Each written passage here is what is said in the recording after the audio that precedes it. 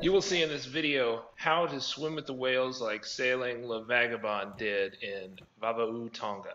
Stay tuned all the way to the end for amazing whale swim footage. In this video, I'm going to show you the secrets of how to do the bucket list item of swimming with the whales here in Vava'u, Tonga without being Sailing La Vagabonde.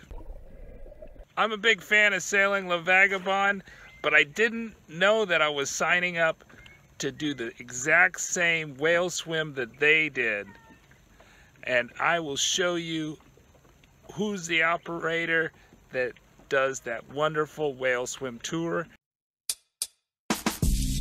I stumbled into their tour when I came to Vava'u and picked up a Beluga Diving mooring ball. Near the town, there's not really enough room to anchor, and you do have to pick up a mooring, and they're very reasonably priced at under $10.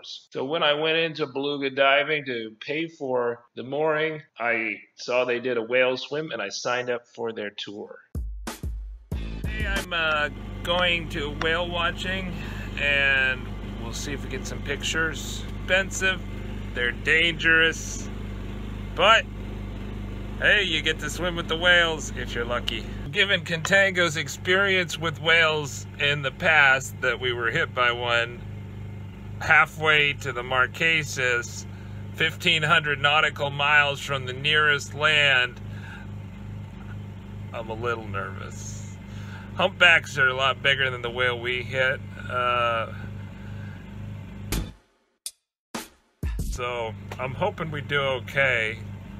The Tongans make a lot of money off these whale watching tours. You have to be a licensed operator to do it because the yachties would go out and do it and sink their yacht.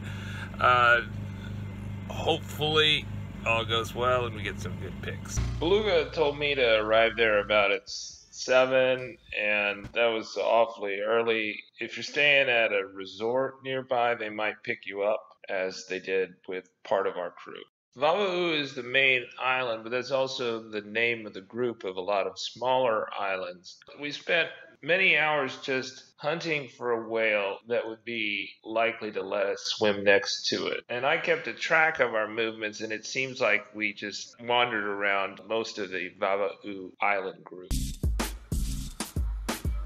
The skipper of our boat communicated with other skippers and the headquarters via VHF 73 in Tongan, and that gave them good tips about where the whales were, and often the tour operators would work together and share a good whale to swim with.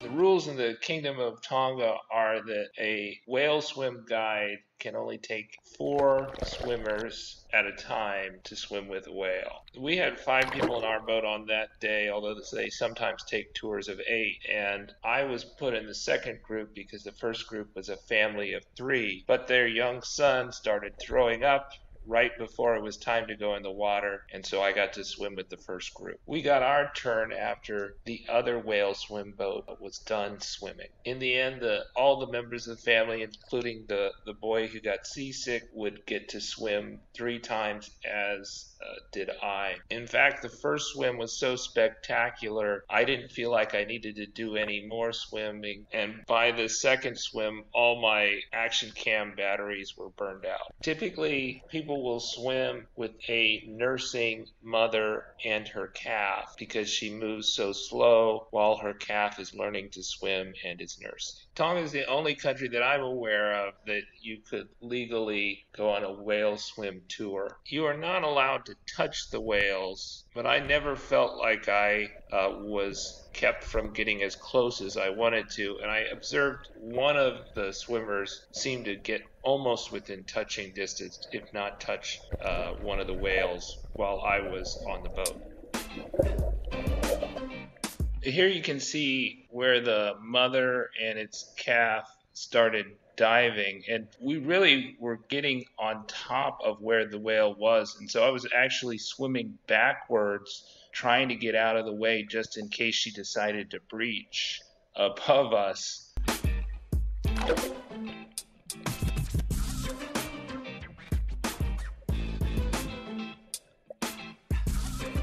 So Beluga supplies the snorkel, wetsuit, mask, and flippers. So you don't really need to have any gear.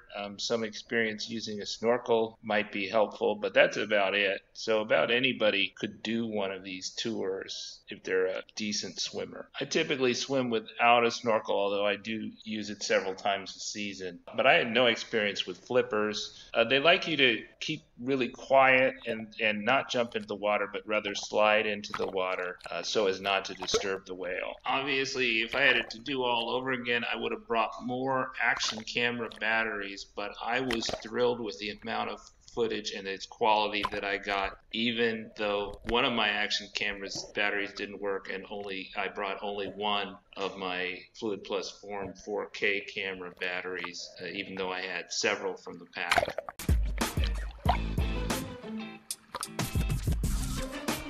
I did swallow a little salt water. I was glad to have the rest between the first and second swims, but I soon got my turn again to take some more amazing photos. Stay tuned. At birth, the calf is already weighing 2 tons. That's about 4,000 pounds. And their mother should be 20 to 30 tons. Humpbacks eat krill or small fish. They've been known to travel over 15,000 miles in a single year, and they typically breed in the tropics but feed in the northern latitudes. And humpback whales can be seen all over the earth. And indeed, we saw humpback whales as we approached the Santa Elena Peninsula in southern Ecuador. There are believed to be approximately 80,000 humpback whales worldwide. So in addition to sailing a quarter of a way around the world like I did to swim with the whales, you can just fly to Tonga. Fiji Airways and the domestic airways, Real Tonga, both go to Vava'u, and you can get international flights from Air New Zealand into Tonga Tapu. Once you're in Vava'u, you can get a boat from the moorings. There's a moorings charter base right next to Beluga Diving, and you can make a whale watch tour part of your visit and cruise if you'd like to take a sailboat out. Our tour also included a snorkel Swallow's Cave, but because my batteries were all out by that time, I don't have any pictures of it, but that's another must-stop visit. So you get really the great snorkeling in Swallow's Cave and the whale swim in one package. Of course, just because you go on a whale swim tour doesn't mean you'll get to swim with the whales. I was lucky, but you may not, but the odds are pretty good that you'll get the chance. Check out my other video where I also stumbled into the secrets of another bucket list item, how to transit the Panama Canal with Sailing La Vagabonde's line handlers. You can do it too. Check out that video. See Sailing La Vagabonde's original video about their swimming with whales and their visit to Vava'u. That is down in the description.